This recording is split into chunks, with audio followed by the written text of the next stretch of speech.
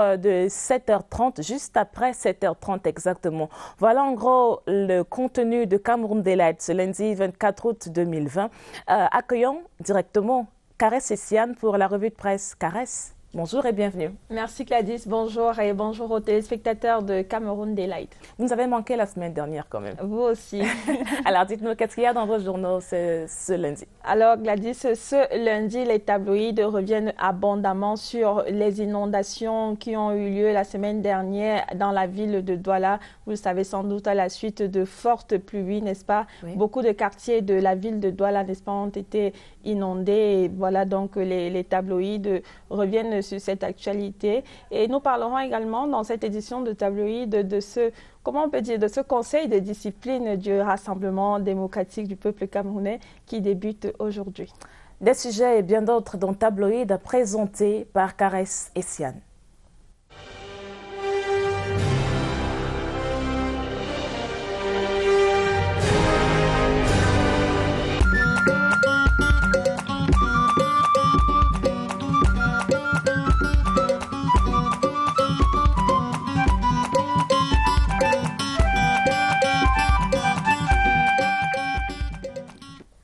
Mesdames, Messieurs, bonjour et bienvenue. Vous regardez Tabloïd, première livraison de la semaine, votre revue de presse sur CRTV et CRTV News. Commençons tout de suite avec le quotidien national bilingue Cameroun Tribune qui titre ce lundi « Intempéries à Douala, la mobilisation générale ». Vous avez sans doute vu ces images de Douala inondées après les fortes pluies de vendredi dernier.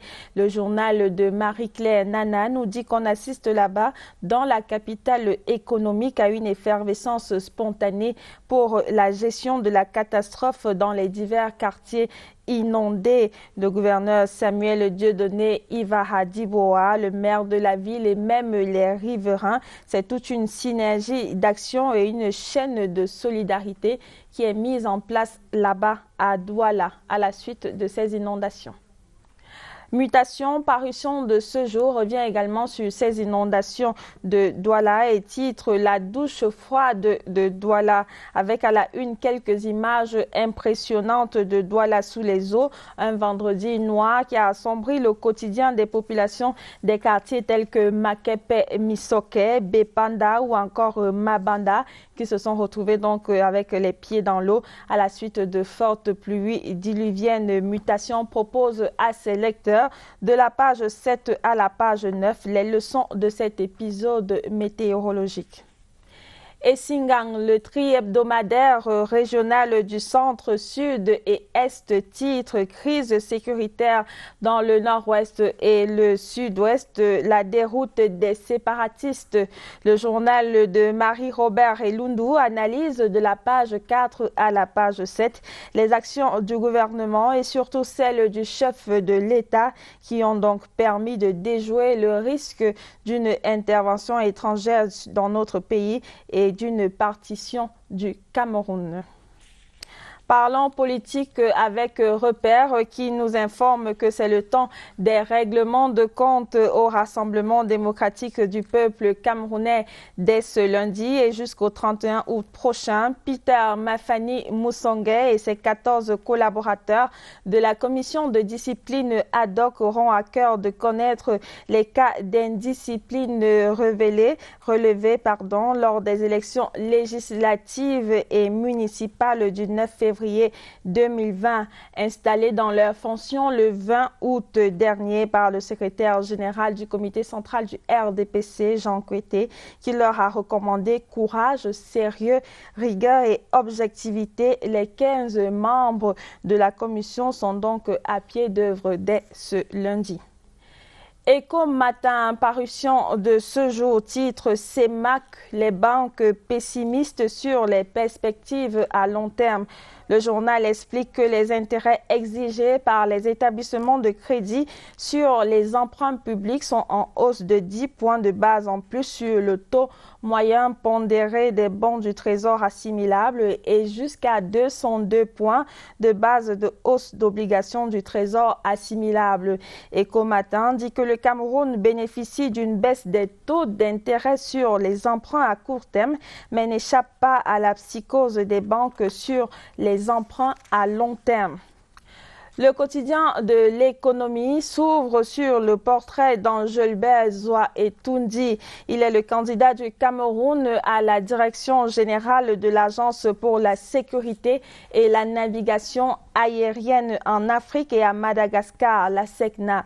Si le Nigérien Mohamed Moussa, qui est l'actuel titulaire du poste, est candidat à sa propre réélection, le Cameroun a d'ores et déjà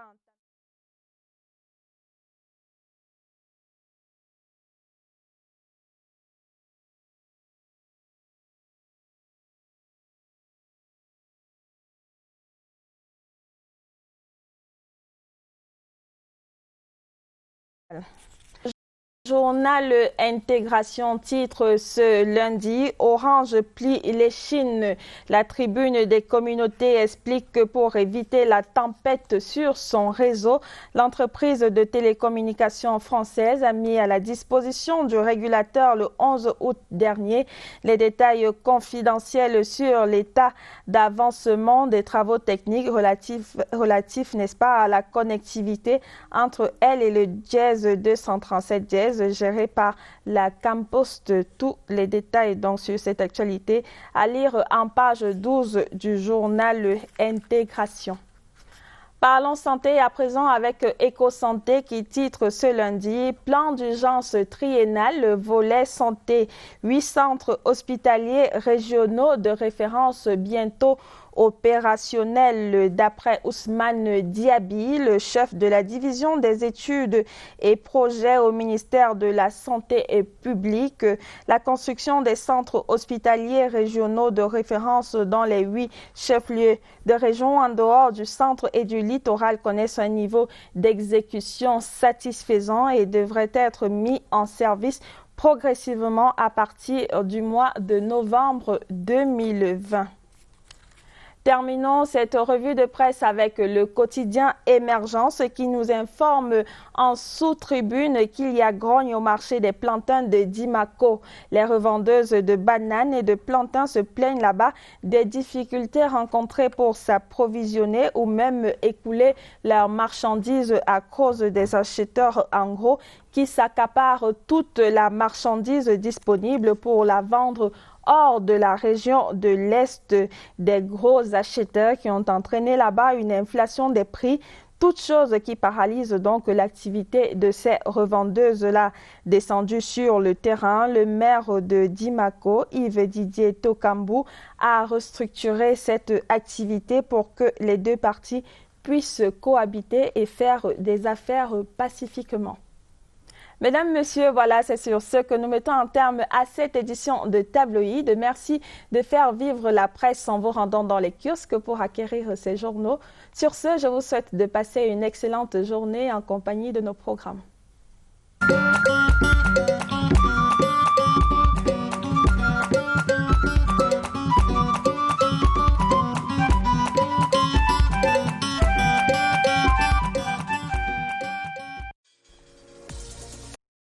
Et après la page éco, on revient sur les unes qui encombreront vos kiosques aujourd'hui. Certaines reviennent sur les dégâts des inondations de vendredi dernier dans la capitale économique.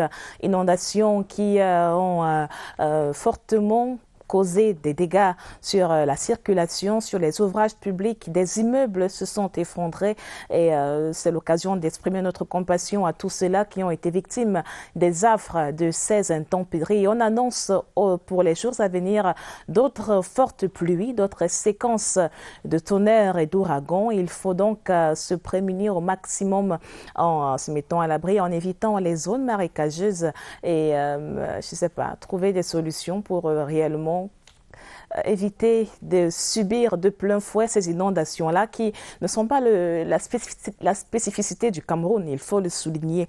Dans tous les pays, il y a des intempéries de ce type, les inondations. Il faut juste savoir comment les encadrer, comment se diriger, comment se comporter quand il y a inondation. Première règle, surtout, n'utilisez pas les installations électriques si jamais votre maison est inondée. Et prenez bien soin de mettre de côté ou alors de fermer précautionneusement tout ce qui pourrait contenir des liquides toxiques. C'est pour vous protéger, vous et éventuellement vos familles. Accueillons tout de suite Yves Soumousso pour la revue de presse tabloïd. Yves, good morning. Good morning, Gladys. Welcome. Thank you. How are you? I'm okay. So tell us, what are the major stories in your papers this morning? Yes, you rightly said, Gladys. The papers are talking about floods in Douala last Friday and looking at some of the effects or the havoc it caused in Douala residents who could not go to work and who were covered by water.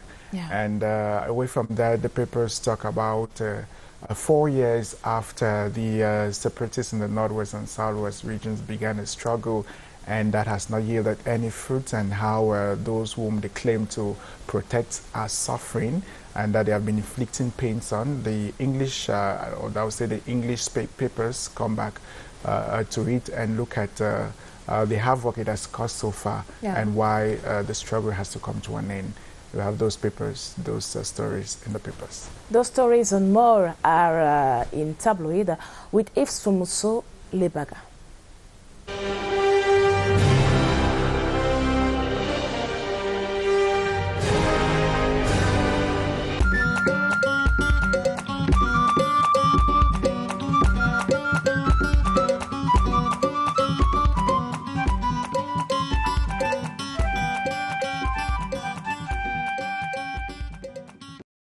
It's another rendezvous on tabloids. I'm glad to have you.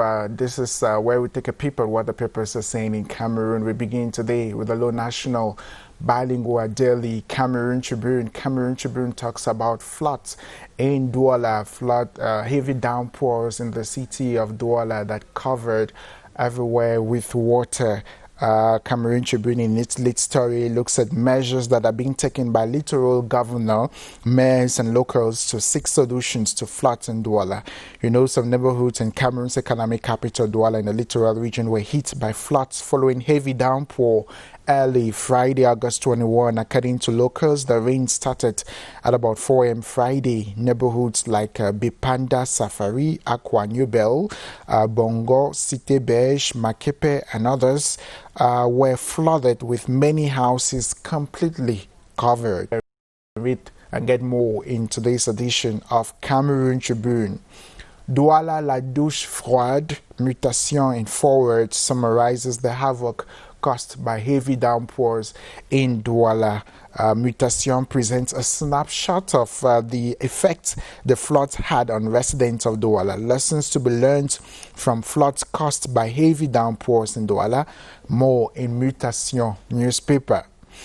Emergence says that the heavy downpours disrupted the normal flow of activities in Douala. The morning daily activities of most Douala city dwellers as some were compelled to stay home so as to prevent the water from destroying their property. Others got no other option but to walk through the running waters and under the rains to get to their different job sites. More in Emergence newspaper. We talk something else. The Herald Tribune writes that traditional rulers from the northwest and southwest regions who have been out of their palaces because of the crisis in their regions have taken the commitment to go back home. The Herald says they took the engagement during two separate meetings with the Minister of Territorial Administration, Paul Atanganji in Yaoundé, on Wednesday, August 19, 2020, at the Yaoundé City Council. They also pledged to forgive all separatist fighters and other persons who have committed atrocities and desecrated the land should they lay down their arms to give peace a chance. The Sun adds that during the meeting with the Minister of Territorial Administration and Decentralization, Port at Tanganji, some traditional rulers spoke of the desecration of their palaces and their lands and highlighted the need for cleansing rituals to appease the ancestors. They also presented the need for temporary lodging facilities while their construction works are carried out on their palaces that had been burnt down, ransacked, looted and destroyed by separatists. The need to improve the security of the auxiliaries of the administration was also highlighted. Fleeing traditional rulers vow to return to palace. The Eden headlines. The Eden says the need to improve the security of the auxiliaries of the administration was highlighted during the meeting with territorial administration boards. They also carried on their subjects who have engaged in separatist activities to lay down their arms, contribute to the reconstruction of their respective villages. At the close of the meeting, the traditional rulers expressed gratitude to government for the attention shown towards the traditional institution. The Horizon newspaper will talk something else. It talks about the National Commission for Bilingualism and Multiculturalism, the Musonge Commission that kicks off, or it says the Musonge Commission goes proactive. You understand that the National Commission for the Promotion of Bilingualism and Multiculturalism will begin an evaluation mission to government ministries today. The Commission will assess the effective implementation of the policy on the promotion of official languages in ministries. You can get the agenda of the working visit or the mission to different ministries in today's edition of the Horizon newspaper.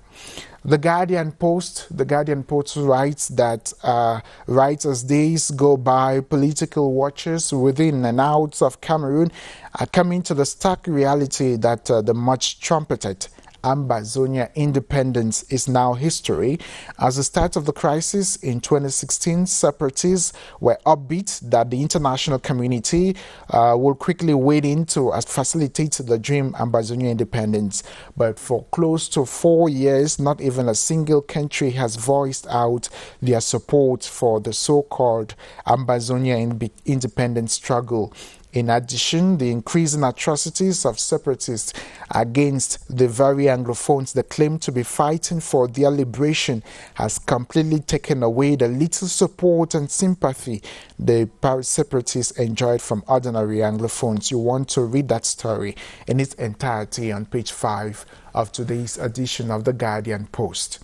The Advocate writes that Monono Churchill is Cameroon's ambassador to Ethiopia, appointed by a presidential decree on Wednesday, August 12, 2020. The new boss of Cameroon's diplomatic mission in Addis Ababa replaces Jacques-Alfred Ndoumé Eboule, who died August 2019. More in the Advocate newspaper. The Crown of Ebenezer Motale looks at growing insecurity threats in Yaoundé. 4 murdered in 1 week in Nomayos. The Crown headlines in its recent edition. It says violence has reached record levels in Nomayos in the outskirts of Yaoundé and has become a critical threat to the security of dwellers. From August 12 to August 19, there have been 4 murders. As the Crown tried to comprehend and investigate the murders, it appeared that it has both a complex and multi-layered nature. First of all the deaths happen at night and involve young people whose bodies have or whose bodies recorded or witnessed stab wounds. You can get more of that story in today's edition of the Crown newspaper. That does it for what the papers are saying in Cameroon this beautiful day, this day. Get to the newsstands, buy a newspaper. As you read and encourage the press, you have a beautiful day.